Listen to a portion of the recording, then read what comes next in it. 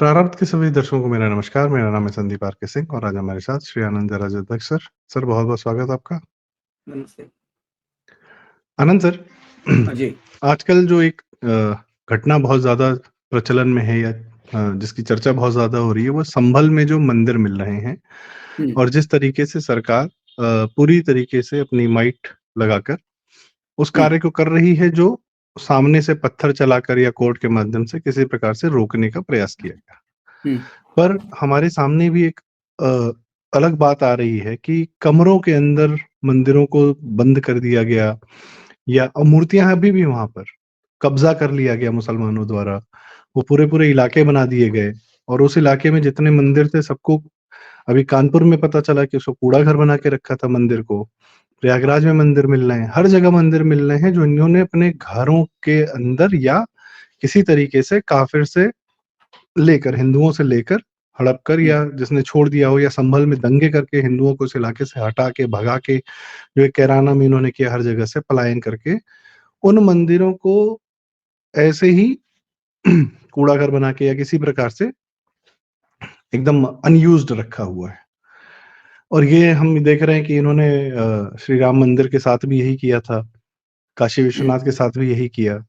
मथुरा में भी यही किया, तो बड़ी जगहों पे तो किया ही किया है और जिसकी जितनी कैपेसिटी है, जिस मुसलमान मोहल्ले की जितनी कैपेसिटी है, वो उतने में अपना कोई न कोई मंदिर पे इस प्रकार का कार्य कर रहा हुँ, है। हुँ।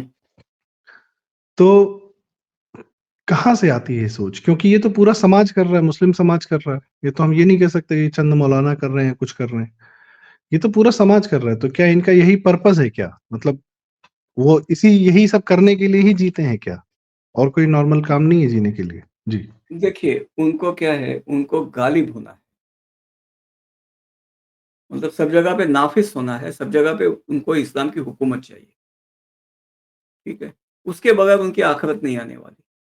तो हर कोई अपना-अपना जो गिलहरी योगदान है, वो दे देता है।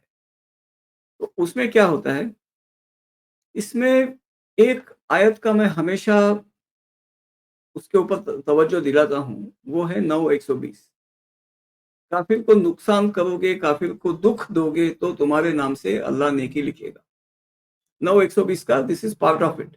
क्योंकि ये हमेशा झूठ बोलते हैं। ये क्या बोलते हैं? पहली बात बोलते हैं कि ये तो तब के बदायूं लोगों के लिए थी। आप पढ़िए पूरा तो बदायूं को ये उनको मक्का के लोग मदीना के लोगों को ये वाज़ेह नहीं दे ज़ेब नहीं देता वगैरह-वगैरह यहाँ से मतलब शोभा नहीं देता, वहाँ से शुरू हो जाता है। लेकिन वैसे देखो तो उस आयत के 2 पार्ट हैं। कि अपने लीडर को युद्ध में अकेला मत छोड़ो, protect your leader at the cost of your lives. अपने नेता की जान आपसे ज्यादा कीमती है, अपनी जान देकर भी अपने नेता की रक्षा करो। ये आयत का पहला पार्ट है।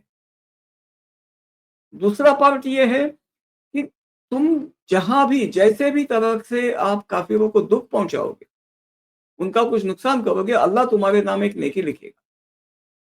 अब इनका तो मालूम है ये आखिरत में अकाउंट बैलेंसिंग करना है, अपना डेबिट बैलेंस करना है। तो जितना क्रेडिट बैलेंस में ले सकते हैं, उतना वो लेते हैं। अब दुःख की बात ये है कि अपनी जो बुद्धिजीवी है ना, ये इसको कोई सुपरस्टिशन नहीं कहता कि ऐसे कैसे हो सकता है। वहाँ दही जम जाता है उनके मुँह में। खैर, तो यहाँ बात ये है कि वे दुःख पहुँचाने के लिए इनके सभी काम हैं।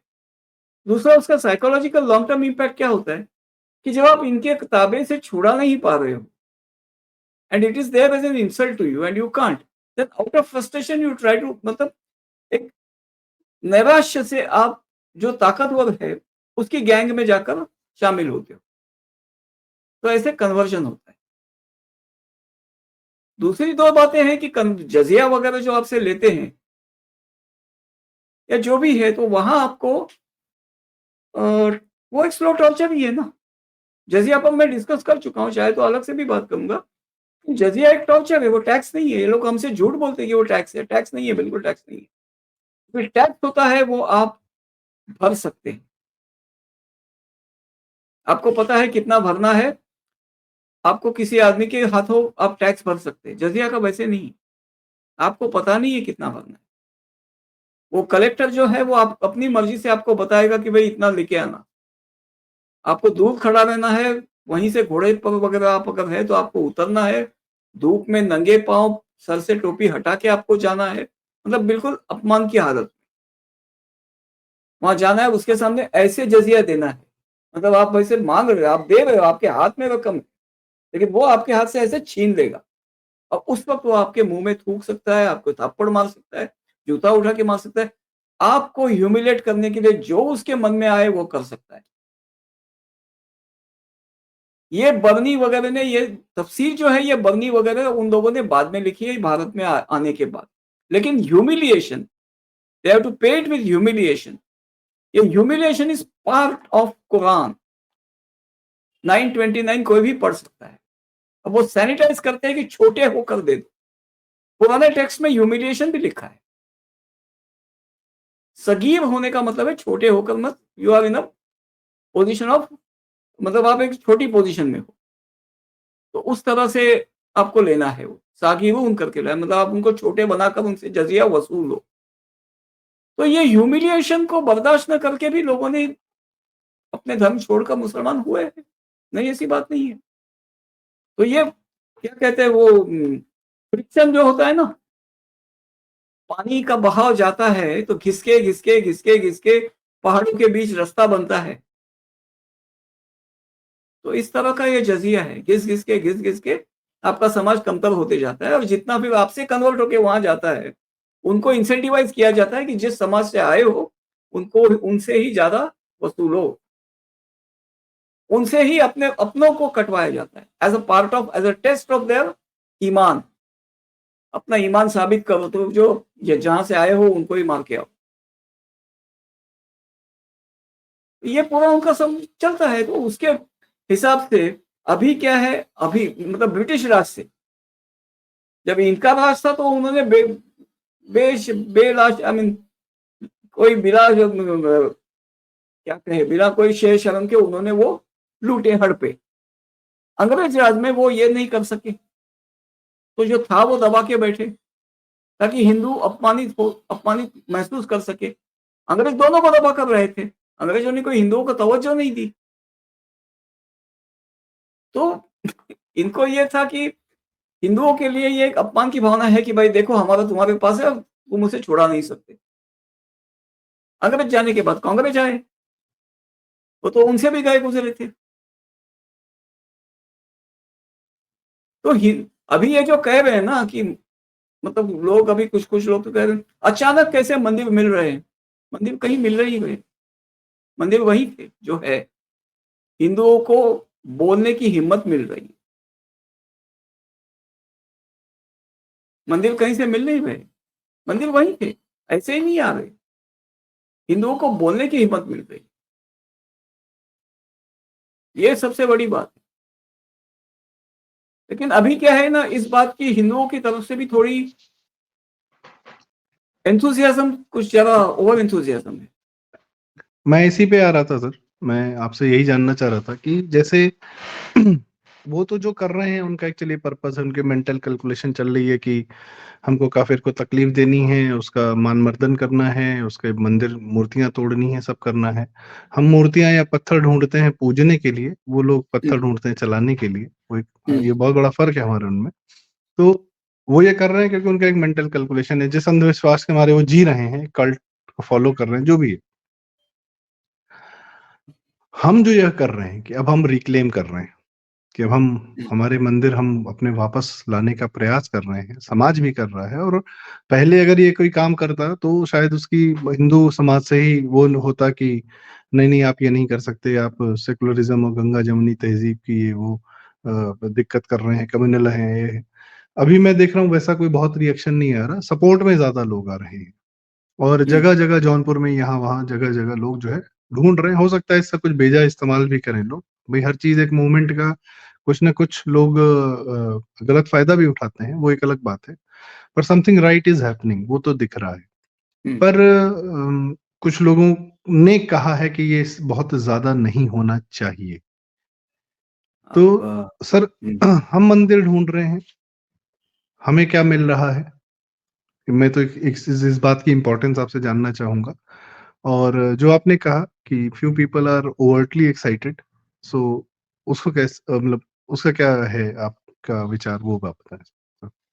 देखिए, मैं सीधा बोलूँगा कि कंट्रोवर्सी जो हुई है, वो जो भागवत जी ने जो कहा है, उस पर हुई है।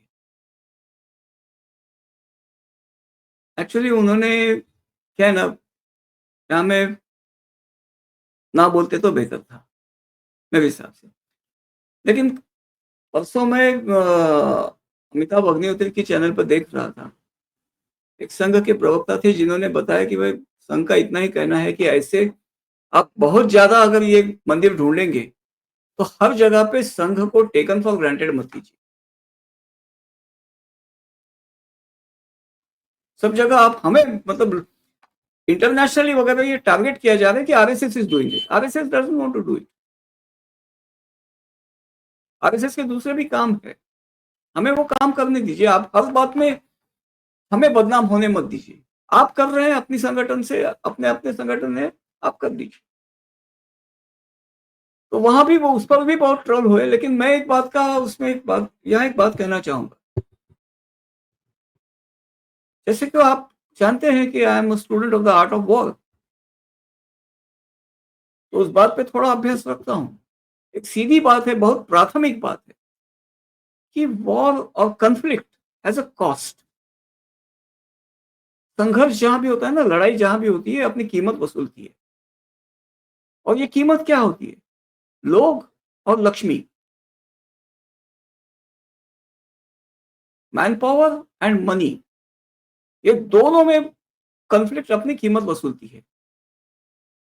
और हिंदुओं की इस दोनों मामले में कोई तैयारी नहीं है। अभी हमें मतलब देखिए, वॉर के लिए भी आपके पास धन होना बहुत जरूरी है, क्योंकि वॉर जो है वो एक क्षरण का गेम है। एट्रिशन, क्षरण होता है आपकी। शरण नहीं करो, क्षरण। उच्चार शब्द स्पष्ट आ रहा है? क्षरण। हाँ, ठीक है। क्षरण जो जैसे लोहा घिसता है, हाँ, जब घिसता है। उसमें ठीक जंग है, लग ठीक। जाता है धीरे ठीक धीरे है, धीरे ठीक है, धीरे। ठीक है, ठीक है। तो घिसने से जो ये होता है, तो वॉर क्षरण का गेम है। जिसका जितना पहले क्षरण होगा, आदमी कम होंगे, हथियार कम होंगे, वो हारेगा। हमारी इसमें कोई भी तैयारी नहीं है। हम एक्सपेक्ट करते हैं कि स्टेट ये करे, स्टेट वो करे। स्टेट को और काम है भाई। स्टेट अभी इसमें इंडल्ज नहीं कर सकते। आज हम जो ग्रो कर रहे हैं, एक्चुअली हम तो क्या है ना कि जो हमें नुकसान पहुंचाने की कोशिश कर रहे हैं, उनके हाथों में खुद ही खेल रहे हैं। जो आज हमारी ग्रोथ, इकोनॉमिक ग्रोथ रोकने को देख रहे हैं, उनके हाथों में हम खुद ही खेल रहे हैं जाकर। क्योंकि राइट्स वगैरह होंगे। ये क्या है, देखिए संभल में एक सर्वे को लेकर उन्होंने दंगा कर दिया, पुट डाउन वगैरह कर दिया, लेकिन वायलेंस तो हुआ। इतना दुनिया के पटल पर छाया रहा। मुझे हमेशा वो उस मौलाना की मतलब एक वीडियो है, मैं दे दूंगा आपको। बात बात याद आती है। वो कहता है कि तुम्हें क्या लगता है, दंगा चौक पे, डेंगा चौक, वो कहीं बिहार का था शायद या झारखंड का था। तुम्हें क्या लगता है, डेंगा चौक पे दो लोग हाथ में एक बैनर लेके खड़े हो गए तो क्या उससे कुछ होगा? बोलते हाँ होगा। उसका वीडियो वगैरह बनेगा, वो सब जगह जाएगा। तो दूसरे देश से जो लोग यहाँ कंपनी बनाने की सोच रहे हैं, वो आएंगे नहीं।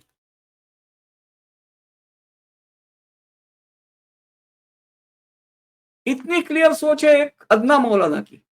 मौलाना था, हाफिज था, पता नहीं, लेकिन एक अदने अदने मुसलमान की इतनी सोच है कि वो यहां तक सोचता है। अब मतलब फिर वो उसमें बात घुमा कर क्या बोलता है कि जब इन पर ऐसा दबाव पड़ेगा, अगर इकोनॉमिक ग्रोथ नहीं होगी, तब ये सीए एनआरसी स्क्रैप करेंगे, जो मुसलमान के विरोधी है। तो वो उसको जस्टिफाई करते हैं सीए एनआरसी के कंटेक्स्ट में। लेकिन बात तो ये पता है उसको कि दंगा होगा तो इकोनॉमी बढ़ेगी नहीं। तो अब देखिए मतलब इनको क्या है, देखिए we are on a take off mode. और इसमें हिंदुओं को हर जगह पे मंदिर मिल रहे हैं मतलब। अब हिंदू की इसमें क्या है ना, देखिए बात यह है कि वो कहता है स्टेट सपोर्ट नहीं कर रहा है, स्टेट सपोर्ट नहीं कर रहा है। असल में तो क्या है कि पीछे से जो लोग पिन मार रहे हैं ना कि आपने वोट किस लिए दिए थे, तो वोट ये सोचते हैं कि स्टेट सपोर्ट के लिए। भाई स्टेट इंटरफियर नहीं करेगा शायद, लेकिन क्या आपकी लड़ने की क्षमता है? मैन पावर ट्रेनिंग है आपके पास? लोगों को ठीक से दौड़ना भी नहीं आता, 2 मिनट दौड़ भी नहीं सकते, सांस फूलती है। मोटापा देखिए कितना है। हथियार तो छोड़िए, आप ढंग से पत्थर नहीं चला सकते। क्या लड़ने की तैयारी है आपकी? किसी भी मतलब लेजिस्लेटिव मतलब क्या कहते हैं, जुडिशियल बैटल्स भी लड़ने के लिए कोई निधि नहीं, कुछ नहीं, कोई कुछ नहीं कर रहा।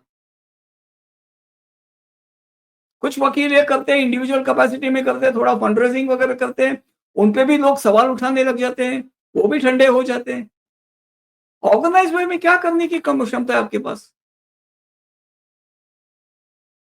और एक बात मैं जानता हूं, अच्छी तरह से जानता हूं, आप भी जानते हैं कि इस बात को लेकर जो मतलब मेरे जितना हॉकिश बंदा आपको शायद ही कोई मिलेगा।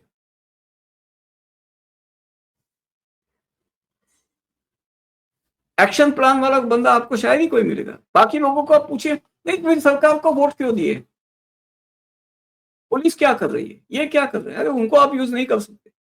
आगे बताइए अपने प्लान क्या है? उनको पता है कि उनको पुलिस नहीं चाहिए, कुछ नहीं चाहिए, उनको पता है वे क्या कर सकते हैं। पूरा पूरा एग्जैक्टली। पूरा स्ट्रक्चर तैयार है, खाका तैयार है, आपके पास क्या है? अब 10 साल से मैं लोगों को मिल रहा हूँ, बोल रहा हूँ, उनको सब कुछ समझा रहा हूँ। हाँ हाँ हाँ हाँ, ये बहुत अच्छा है, कहीं जाता कुछ नहीं। इसमें मैंने मतलब अभी तो मेरे रिसोर्सेज भी नहीं है, नहीं तो मैंने अपने हम्म रिसोर्सेज खर्च करके मैंने लोगों को जाके मिला वगैरह था। कुछ नहीं, हम्म किसी को कुछ नहीं करना।